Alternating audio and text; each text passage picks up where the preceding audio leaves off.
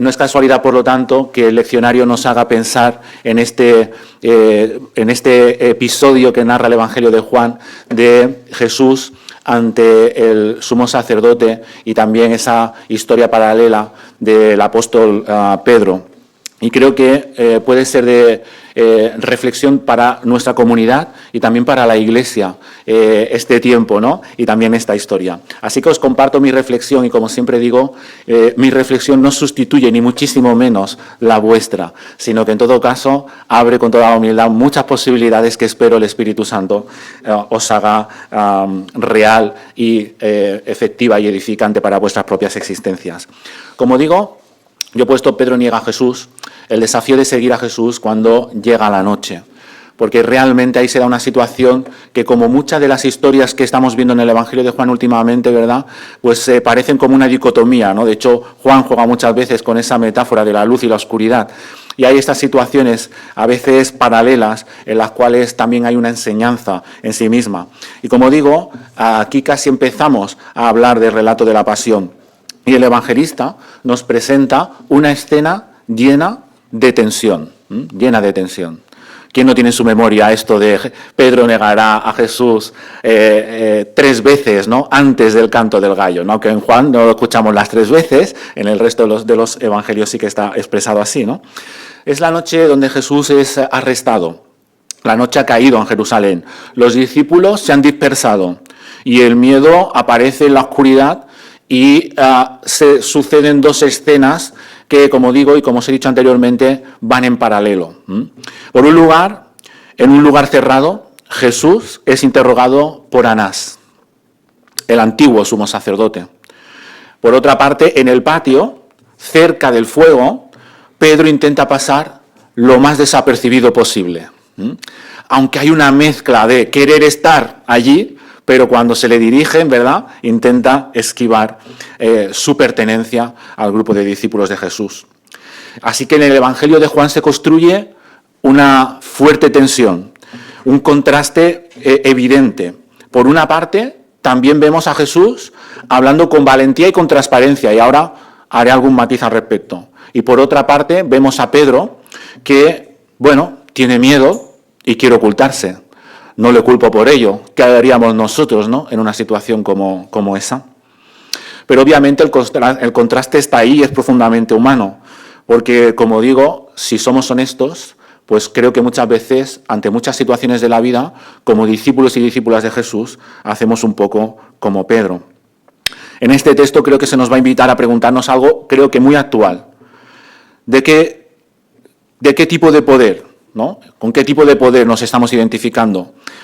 ¿Con qué tipo de valores, ¿no?, queremos construir nuestro seguimiento de Jesús como discípulos y discípulas del siglo XXI? ¿Cómo queremos enfocar ese camino detrás del Maestro, detrás del Salvador, detrás de nuestro Señor? ¿Desde el poder del miedo, el poder de la violencia, o desde el poder de la verdad, la integridad y la vulnerabilidad? Porque ese contraste que os he hecho ver, en el fondo también es un contraste de valores. Así que voy a incidir, aunque sea brevemente, en 2 escenas. Jesús y su encuentro con el poder desde la verdad y desde la integridad, con la misión que el Padre le había encomendado. Y por otra parte, Pedro, quizás desde el miedo y la tentación de esconderse. Así que vamos a echar un vistazo primero a la primera escena. Jesús con Caifás.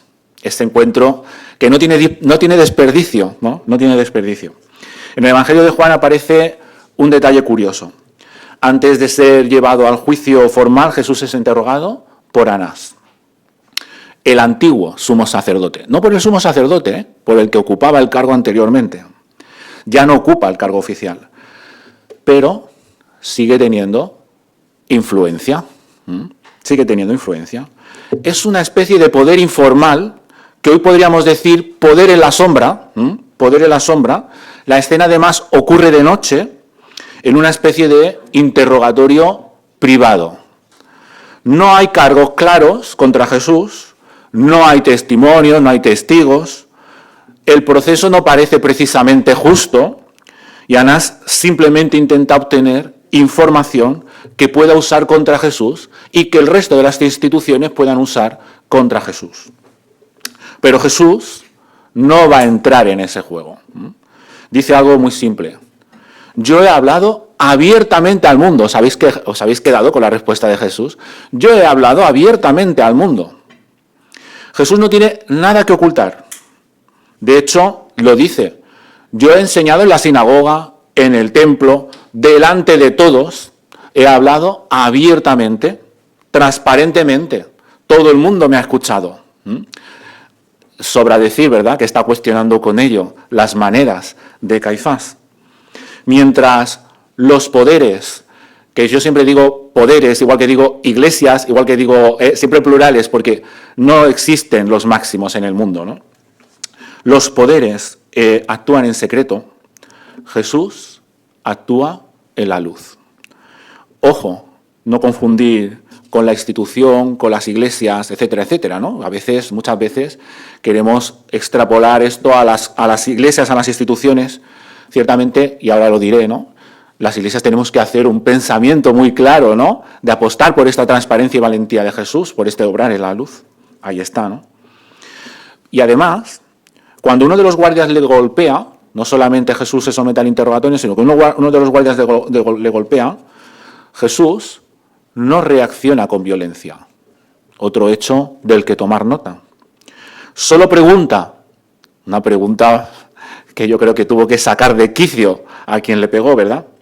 Si he hablado mal, muestra en qué he estado mal. Como diciendo, ¿por qué me pegas?, ¿verdad? Suele pasar que la verdad provoca reacciones violentas. Jesús nunca apostó por la violencia. De hecho, acordaros que en el episodio anterior que no hemos leído, Pedro, protagonista también de esta historia, protagoniza otro incidente violento, intentando defender a Jesús, ¿verdad? Coge la espada y le corta la oreja a un pobre guardia, ¿no?, llamado Malco. El Evangelio además dice su nombre, ¿no? Jesús obviamente le reprende y le aprovecha para enseñar que no es la espada el camino que tienen que asumir sus seguidores, ¿no? Por lo tanto, Jesús se desmarca de algo así. El poder basado en el miedo siempre necesita de la violencia para mantenerse. De todo tipo de violencia. No caigamos en pensar solo en la violencia física, que es la que se ve claramente, ¿verdad? Todo el mundo ve los misiles y los tanques y los portaaviones. Pero hay violencias aún más peligrosas, ¿no?, las que se pueden hacer en los corrillos. Y no solo en los corrillos del Congreso o de los diputados, a veces en los corrillos de nuestros amigos, en los corrillos de las personas con las que nos topamos, porque, como muchas veces digo, eso está a nuestro alrededor y nos afecta directamente a cada uno de nosotros. Es fácil poner el ojo y la piedra en otro tipo de violencias, y hacemos bien en denunciarlas, por supuesto, pero ojo con sentirnos libre de todo eso, ¿verdad? Anás está nervioso. Las autoridades tienen miedo. La popularidad de Jesús amenaza el sistema. Pero Jesús no se deja gobernar por ese miedo, ni por el miedo de ellos, ni siquiera por el suyo propio, porque seguro que también lo tendría. Jesús está gobernado, está guiado, está enfocado por la misión que recibió del Padre de llevar a todos y cada uno de sus hijos, de sus criaturas, a su presencia. Jesús actúa con verdad, integridad y lealtad a esas buenas noticias que humanizan y dignifican a las personas. Y esa es la lealtad de todo aquel que quiere seguir a Jesús. No la lealtad a ningún partido, no la lealtad, cosa a la que por supuesto estamos en toda la libertad de apoyar, no la lealtad de ninguna otra opción, sino la lealtad al proyecto de vida que supone el reino de Dios. Por supuesto, no la lealtad a un pastor y muchísimo menos a una institución religiosa, ¿no? La lealtad al proyecto de vida de Dios. Como digo, interesante situación que tiene muchas repercusiones al día de hoy, porque vivimos en un mundo, obviamente, donde el poder todavía funciona muchas veces como en el patio del templo, exactamente igual. Un poder basado en el control, en la intimidación, en la manipulación y en las diferentes violencias. Lo vemos de manera obvia en la política mundial. Vemos los discursos de odio que tantas veces traspasan la sociedad desde uno u otro lado, me da igual. Lo vemos en las guerras que destruyen pueblos enteros. Y también lo vemos en la propia historia del cristianismo, porque, como decimos, ¿verdad?, haríamos muy mal si nos sentimos libres del testimonio de Jesús, de los cuales somos los primeros receptores, ¿no? El cristianismo muchas veces no ha sido precisamente el buen ejemplo con respecto a todo ello, ¿verdad? Imaginaros, podríamos citar 40.000 batallas y guerras iniciadas por el cristianismo a lo largo de la historia. Desde entonces, muchas veces el nombre de Jesús se ha utilizado para justificar el poder, las conquistas y las violencias. Y no hace falta hacer referencia a las muchas fotos que corren en las redes donde los poderosos, los políticos de uno y otro bando quieren justificar sus opciones, opiniones y decisiones siendo legitimados por los religiosos de turno de uno u otro tipo. Me da igual. Jesús nos muestra otro camino. El poder de la verdad, el poder de la transparencia, el poder de la coherencia, la vida en humildad, la vida en el servicio, la coherencia entre fondo y forma, siempre enfocados en lo que humaniza y en lo que dignifica a todas y cada una de las personas que pisan este mundo. Significa decir la verdad, aunque a veces sea incómodo. Defender la dignidad de todas las personas, aunque a veces eso pueda costar. Acoger a quienes la sociedad excluye, a no dejarnos gobernar por el miedo, del que tanto uso se hace últimamente. En un tiempo donde hay miedo al diferente, miedo al migrante, miedo al que piensa distinto, la Iglesia está llamada a vivir sin esconder la luz del Evangelio que humaniza y dignifica. Así que Jesús nos recuerda que la verdadera autoridad no está en ejercer el poder que domina a los demás, sino en el poder que libera a los demás, que las hace mejores personas. Así que eso poniendo el acento y el ojo en Jesús. Ahora vamos a hacerlo, aunque sea rápidamente, también con Pedro, ¿no? Porque mientras Jesús está siendo interrogado allí dentro, Pedro está fuera en el patio. Y el texto dice algo interesante, porque, claro, Pedro sí siguió a Jesús. No todos lo hicieron. Muchos cogieron las de Villadiego, ¿eh? Pedro estaba allí, junto con otro discípulo que el Evangelio de Juan no revela el nombre y se especula, ¿no?, quién puede ser, pero el Evangelio no lo dice. Pedro estaba allí. De hecho, es a través de la mediación de ese otro discípulo que Pedro puede entrar hasta el patio del templo, ¿no? Así que llega más lejos que otros muchos discípulos. Entró hasta el patio. Pero cuando llega allí al patio, pues entonces también llegan las preguntas. A veces también las preguntas incómodas. ¿No eres tú uno de los discípulos? Yo no lo soy. 3 veces en los evangelios se narran las situaciones donde Pedro, viéndose contrastado, dijo, yo no soy discípulo. Contrasta tanto en el texto de Juan, cuando a Jesús le preguntan, ¿no eres tú? Y Jesús dice, yo soy. Y cuando le vuelven a repreguntar, ¿no eres tú? Y Jesús dice, ya he dicho que yo soy. No resuenan los yo sois del Evangelio de Juan, yo soy la luz, yo soy la vid, yo soy el pan. Yo soy. Jesús no se esconde. ¿Cómo contrasta con la respuesta de Pedro? Obviamente el Evangelio lo hace con toda la intención del mundo, ¿no? No está escrito porque sí. Así que Jesús responde yo soy cuando Pedro dice no, yo no soy. Lo cual es muy humano por otra parte. Pedro había prometido antes dar la vida por Jesús. Incluso en el huerto, como digo, se le había escapado la espada y estaba dispuesto a luchar valerosamente por defender la causa de Jesús. Pero ahora, sin espada, sin Jesús a su lado, sin poder, sin el resto de los discípulos, Pedro se derrumba. Pedro quería ser un soldado, pero Jesús no buscaba soldados, buscaba testigos, ejemplos de vida de su evangelio. Pedro podría a veces resumirse como mucho ruido y pocas nueces, ¿no? Como podríamos decir muchas veces, no mucha pancarta, pero poca acción. Oye, como digo, lo más humano, yo muchas veces me veo ahí como Pedro, yo me identifico y creo que muchos de nosotros, si somos honestos, ¿verdad? Pero es así, a veces las palabras van por delante de los hechos, las exposiciones públicas o los discursos van por delante de los hechos de la vida coherentes. Pero el cristianismo no se plantea como una milicia de soldados. El cristianismo no es ser político, ni siquiera activista, ni influencers, que todas estas cosas pueden estar bien y acompañar la vida cristiana, por supuesto. Pero el cristianismo es totalmente diferente. Ser cristiano es totalmente diferente a ser todo eso. Os pongo un pequeño ejemplo porque a veces me gusta comentar algún ejemplo que a veces dicen que una imagen vale más que 1000 palabras y un ejemplo también, ¿verdad? Tuve la oportunidad de escuchar a Sor Lucía Caram, creo que fue hace un par de años. ¿Conocéis a esa monja argentina que está en un convento en Manresa, que sale a veces en la televisión, que está tan comprometida con comedores sociales y también, por ejemplo, con Ucrania? Me gusta escucharla porque es una persona que tiene una tremendísima habilidad para comunicar. Era un auditorio grande. Los que hablamos en público sabemos que a veces no es fácil hablar a un auditorio, ¿no? Y mucho menos interactuar con el auditorio. Nos tenía a todos comiendo en su mano en ese auditorio. Una persona que sabía comunicar. Y comunicaba bien, los valores del Evangelio. Pero a mí lo que más me impresiona de esa persona, que es monja, por cierto, es que lo que dijo allí, después lo hacía. Allí pidió dinero, ¿vale? Pero es que el dinero después lo llevó en contenedores a Ucrania. Es que está en medio de las bombas que caen en Ucrania. Está allí.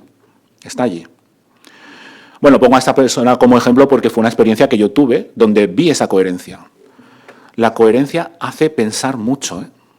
La coherencia realmente llega al corazón de las personas porque estamos tan cansados de discursos, ¿verdad? Pedro pensaba que la lógica de la fuerza podría mover las cosas, sin embargo, Jesús pensó en la verdad, la integridad, aunque eso le supusiese la muerte. Y cuando Pedro se queda solo frente al mundo, como decía antes, su valentía desaparece. Está junto al fuego, haciéndose pequeño, intentando sobrevivir. Como digo, para nosotros también son grandes lecciones, ¿verdad? La Iglesia siempre tiene dificultad para vivir la vulnerabilidad, para hacernos débiles, para confesar a veces nuestras dificultades. A lo largo de la historia muchas veces la Iglesia ha buscado diferentes estrategias. Cuando digo Iglesia también digo cristianos, ¿no? Cristianos de a pie. Pues buscar el poder, aliarse con los imperios, buscarlo al que manda, figurar, es decir, imitar los valores de la sociedad. Influir políticamente, protegerse, ¿no? En las estructuras que consideramos fuertes. O a veces la Iglesia ha preferido no caer en eso, pero vivir escondida, ¿no? Vivir en la catacumba, vivir sin asumir las consecuencias de vivir el Evangelio plenamente. Ninguna de estas dos opciones son las opciones que utiliza Jesús, ¿no? Ni se deja arrastrar por el poder coercitivo de Anás, ni se esconde como Pedro. Jesús evidencia un modelo completamente diferente. Y es a Él a quien seguimos.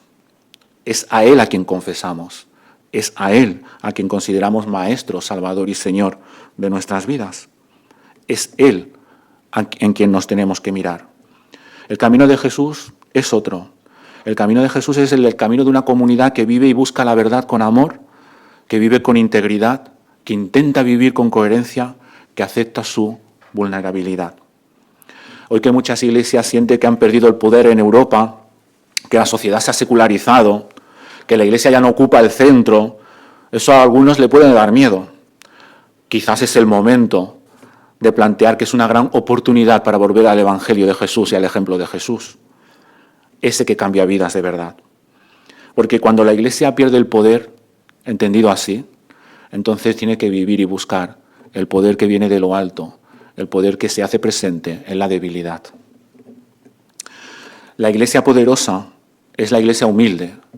La Iglesia poderosa es la Iglesia que sirve. La Iglesia poderosa es la Iglesia que acompaña a las personas que sufren. La Iglesia poderosa es la Iglesia que está al lado de los migrantes, que escucha a los marginados y los acompaña, que trabaja por la justicia climática, que defiende la dignidad humana. Esa es la Iglesia poderosa. No hay otro tipo de poder que no sea entregar nuestras vidas, dando pequeños granitos de arena, construyendo en esa dirección. Así que, si me permitís, el miedo no puede llegar a dominarnos. El miedo tampoco debe hacer que nos escondamos. La Iglesia debe de comprometerse en ese seguimiento de Jesús, inspirados inspiradas en Él, ser valientes a la hora de construir un mundo mejor, a la hora de construir un mundo más humano y más digno. Yo quiero dejar esta reflexión aquí, aunque siempre me gusta hacer algún tipo de referencia más práctica, pero lo vamos a hacer durante el culto, así que vamos a esperar a esos momentos. Ahora me gustaría, como siempre, tener un tiempo de silencio, que aunque sea corto, es importante, para hacer nuestra la palabra. Vamos a escuchar después la respuesta a la palabra y después vamos a tener un tiempo de oración diferente, que no solemos hacer en el culto, pero creo que es muy oportuno a la luz de la predicación y también a la luz de la situación que tenemos.